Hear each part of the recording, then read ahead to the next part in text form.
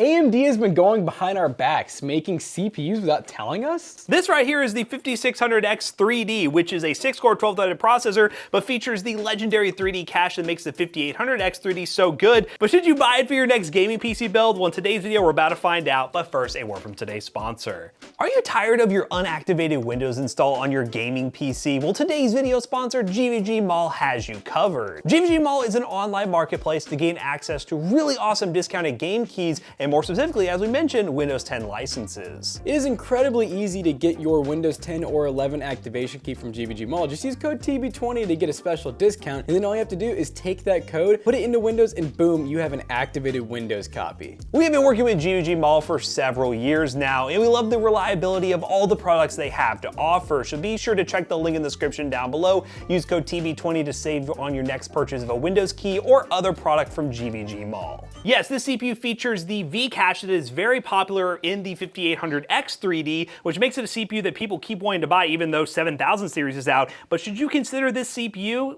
I just didn't. Oh my god. Me trying to catch it and I hit it harder. But the weird part about this CPU is it's going to be exclusive to Microcenter. That is the only place you can buy it. According to Microcenter, they're the ones who sent this over, as Jackson mentioned, and it's going to be $230 and features the 3D V cache that everyone seems to love. But is it really worth the upgrade over something like a normal 5600X? Well, in today's video, we're going to be doing a build guide that is a little bit interesting. We're using a cheaper motherboard because we want to play the scenario of you having an older generation Ryzen CPU and upgrading it to a 5600X 3D to be able to add a higher end GPU, the RX 6800. Doesn't make sense? We'll be comparing this CPU to the normal 5600X, and we'll see, should you buy it? Let's go and talk about the parts. So once again, CPU, the Ryzen 5 5600X 3D, something that we never thought would exist, and we're here to find out, should it exist. It is PCIe Gen 4, which is good. That means it'll work great with all of your new cards. It'll work great with your NVMe Gen 4 SSDs. But yeah, basically, what sets this apart is the 3D cache. And I'm curious just to see like how much better it's really going to be, because the only thing Microcenter told us was that it's beating some of the higher end CPUs in the market. What does that mean? I don't know. Now, of course, it does not come with a stock cooler. Most X CPUs don't anyways, and also this thing being a 3D, it's gonna draw a little more power probably. We have the ID Cooling SC214 XT, which once again, like Matt said, we're going with more of the budget scenario of like, this whole build is very budget. The only thing that's kind of high end is this GPU, and we're trying to figure out, is it worth just upgrading your whole entire platform to 7000 series to add something like a 6800, or should you just use what you have if you can buy one of these CPUs? For the motherboard, we have a Gigabyte B550M DS3H AC. That means it has Wi-Fi and Bluetooth. That's what the AC stands for. DS3H is a really cheap lineup. It's not a super high-end board, but they typically do come with like a few different slots for NVMe. They do have Gen 4 most of the time. And on top of that, they do usually have 4 RAM slots. I'm curious if this one actually does. Yep, it has 4 RAM slots, and it actually does have 2 4-pins for the CPU, meaning you can go up to like a Ryzen 7 if you wanted to, but obviously this is a cheaper scenario. Now for the RAM, we have this PNY XLR8 gaming 16 gig 3600 megahertz kit. We're hoping to get some fast speed RAM, enable XMP just to kind of go with the faster CPU. Now, once again, to play off that Gen 4, we got a 1 terabyte Sillcon powered Gen 4 NVMe SSD.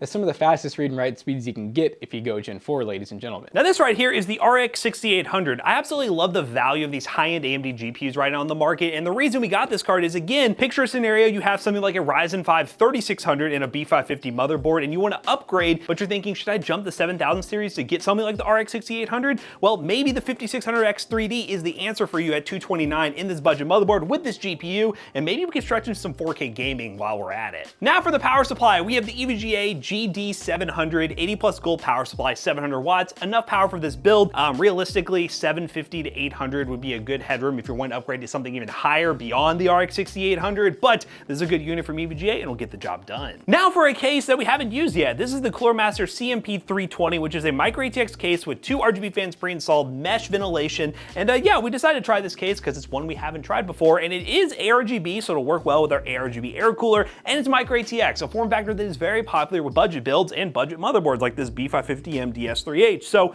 what we're gonna go ahead and do is build this PC with the 5600X 3D, we're gonna benchmark it, and then we're gonna compare it to the normal 5600X to see if you should just spend your money on the normal 5600X, or will the 3D V cache actually help you in games, especially when you're upgrading to a higher end GPU. Let's do it.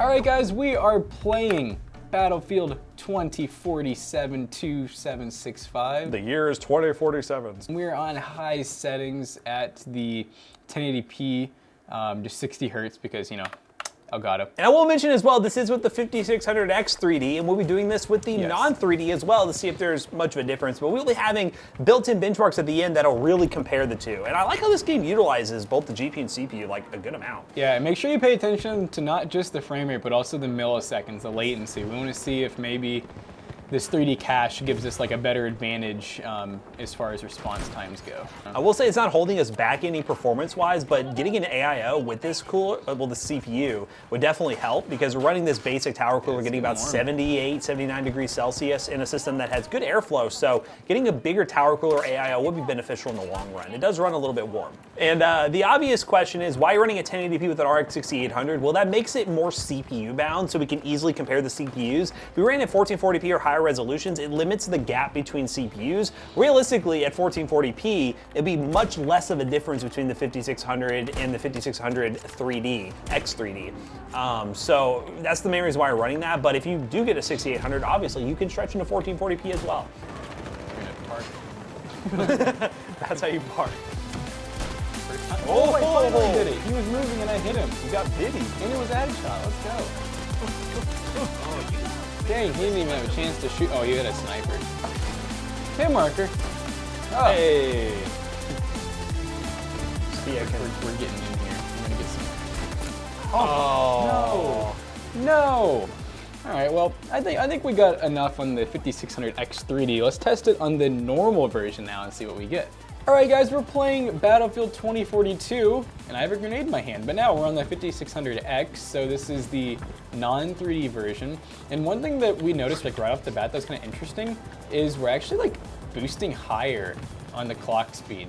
But as far as like utilization, it's about the same. Wattage, pretty close, but I was wrong. I guess this one does use just as much, if not more watts. Temperature-wise, it's a lot less, but the wattage is close to the same. 75 to 80 was, I think, what we saw last time. So this game might be one of those examples, as we've talked about, where we might not see a big difference. It seems like milliseconds is higher, and I feel like frame rate's lower. Yeah, we were definitely, so it is worse, it's just not much worse so far. It's not like the crazy difference, at least not in this game that I think we were hoping for, but it's something. We definitely never hit 99 or under 100 on the last one. So and we are hitting that here. This guy needs to die. Yeah, you'll see in the side-by-side again, this isn't the most scientific when it comes to this gameplay. We're just showing you guys some live action so y'all can just judge it best you can going back and forth. But then the built-in benchmarks will be the deciding factor to see the difference. All right. Oh. No. Get him down from there. Gosh. Dang, man. No. Where did he go? Wait, he died. He just dropped to his death. Maybe I'll go up here. I can probably get some kills. It does pretty dark. That's our flying squirrel over there. No, there's no way I did that. I don't even want This is a practice of the trailing bullets. Oh. Yeah. Is he gonna fall? Oh my god, there's a helicopter like trying to cut me down. Oh god, if it actually falls, that's actually pretty cool. You see that? You see the explosion? That was all you. Ow! Yeah, let's go. Like how his height just blew up. I don't want to die. Yeah, this spot's very demanding. We definitely hit down to like 80 FPS. Oh. All right. That's it. Good enough. That's good enough. Let's go to the next game. Yeah, Fortnite time. All right, guys, we are now in Fortnite. These are the settings we're running with the 5600X 3D. We are on native. All the games we've tested, we have not used any sort of upscaling, FSR, any of that. We really want to just run stock, just eliminate all variables, and we're on like high preset pretty much. So this will be the same across the board. And this is, what is the name of this place? The Mega City. So we're right at the Mega City, and hopefully we can get to some similar locations here so we can compare the FPS numbers. But running the settings we're running right now, I'll be honest, we are pretty GPU bound. We're not like at 100%, but we're pretty dang close, especially without any sort of upscaling, but we're still getting 100 plus FPS. Because I can see the 5600X 3D being worth it if you're like, you know, high refresh rate Fortnite gamer that wants to get the most frames possible on lower details. Get wrecked, bro. Is that SEDS right there? Yes, let's go. You're done. You know, some kid's screaming right now, like, oh my God, let me in the circle. Oh, yeah, let's go. All right, well, that's Fortnite. I got my revenge. That was an absolute duel. Now, we're gonna go see how Fortnite performs with the non-X3D CPU. Well, it is the X, but not the 3D CPU. And we'll see if there really is that big of a difference in a game like Fortnite. All right, guys, we're now in Fortnite on the 5600X non-3D, and so far getting some interesting results. The one thing I do want to point out is the clock speed is running higher on the 5600X non-3D in Fortnite, and Fortnite likes really fast CPUs. I'm not really sure if it benefits as much from the 3D V-cache. We'll notice when we land here if the FPS is better. Really not a major difference overall, 130 to 140. I'm wondering if the clock speed has something to do with it, or the fact that this game just really doesn't take advantage of the extra V-cache all that much. But yeah, very similar numbers in this location.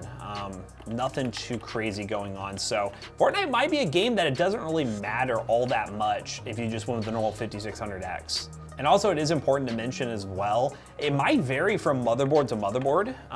If you see some other benchmarks out there that might have a bigger difference with like a higher end board, it potentially could be because of a cheaper B550, but I don't really think it will cause that big of a difference in terms of holding back the 3D CPU, because we did notice a difference in Battlefield for sure. It's just Fortnite might be a game that just doesn't care about 3D V-cache. You said, I don't want your 3D V-cache. I just don't want the V-cache. What? Watch out, they're in a sea bear circle. Okay. Jukeries. Oh! Oh! I'm gonna try a little Medi Mist. Yeah!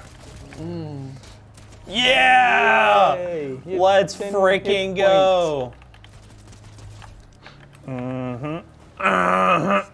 Now that we've tested the games in the Let's Play format, what we're gonna go ahead and do is run some built-in benchmarks side by side and give you all the final comparison of the 5600X 3D versus the normal 5600X. Which one should you buy? Well, we'll talk about it.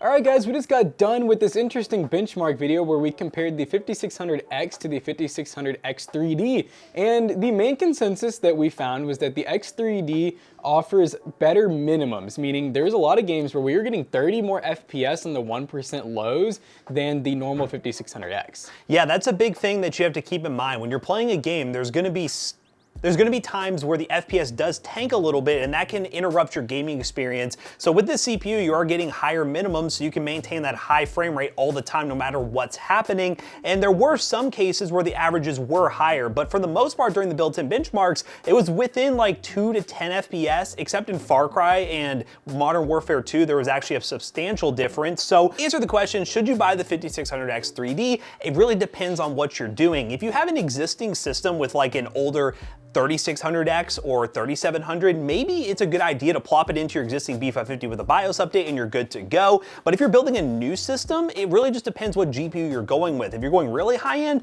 definitely consider the 5600X 3D, but if you're going more budget, it might be better just to go with the normal 5600X. And now from what we've heard, the 5600X 3D will be only available at Microcenter and in limited amounts. And they say once they're gone, they're gone. So it's one of those things where if you just kind of want something that's a little bit different, you know, there's not gonna be a lot of people that have the CPU, definitely go to the nearest Microcenter and grab one. Otherwise, check out some of the other deals they have because they typically will give you really good CPU motherboard combo discounts as well. So yeah, if you want to build the gaming PC we used to test the CPU today, check the link in the description down below. We'll be affiliate links and will help us out. Once again, if you want to buy the CPU, it is Microcenter exclusive only. This isn't sponsored by Microcenter in any way. They just sent the CPU over and wanted us to do an unbiased review of the CPU and let you all know if you should buy it. And yeah, if you want to go pick one up, go to your local Microcenter today. So as always, we hope you guys enjoyed today's video. If you did, check out our other two YouTube channels and also our twitch.tv/ToastyBros, and do not forget to like, comment, and subscribe. And we'll see you guys in the next one. Goodbye. So since we tested this with the 5600X, it'll be for sale at PCBros.tech with the 5600X and this amazing 6800, which you guys saw the performance. I mean, we're talking some pretty amazing gameplay, and it comes with a 1-year warranty for a great price. PCBros.tech, gaming PCs, gaming laptops, and so much more. Use code ToastyBros2 and check out to save 2% your next purchase, and pre-order a mouse pad or stay tuned for one of these bad boys. They're coming, I promise you. See you guys later. Goodbye. Peace out.